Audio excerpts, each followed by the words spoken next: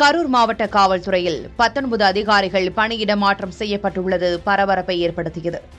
கடந்த ஆண்டு செப்டம்பர் 27ஆம் தேதியன்று தாவேக தலைவர் விஜய் கரூரில் பிரச்சாரம் மேற்கொண்டபோது ஏற்பட்ட கூட்ட நெரிசலில் சிக்கி 41 நபர்கள் உயிரிழந்தனர். ஏராளமானோர் படுகாயங்களோடு மருத்துவமனையில் அனுமதிக்கப்பட்டனர்.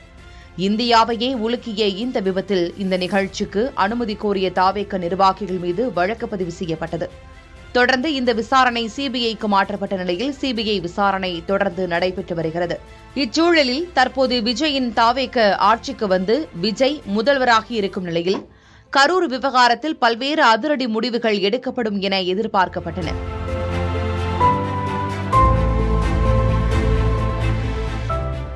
விஜய் முதல்வரானது முதல் தமிழ்நாட்டின் பல்வேறு IAS, IPS அதிகாரிகள் பணியிட மாற்றம் செய்யப்பட்டு வந்தனர்.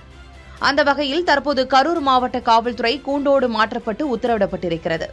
கரூர் மாவட்ட துணை கண்காணிப்பாளர் செல்வராஜ், தனிப்பிரிவு ஆய்வாளர் மணிவண்ணன், தனிப்பிரிவு காவலர்கள் ராஜாமணி, ராமலிங்கம், மோகன்ராஜ், கதிர்வேல் உள்ளிட்ட 19 காவல்துறை அதிகாரிகள் இடமாற்றம் செய்யப்பட்டுள்ளனர்.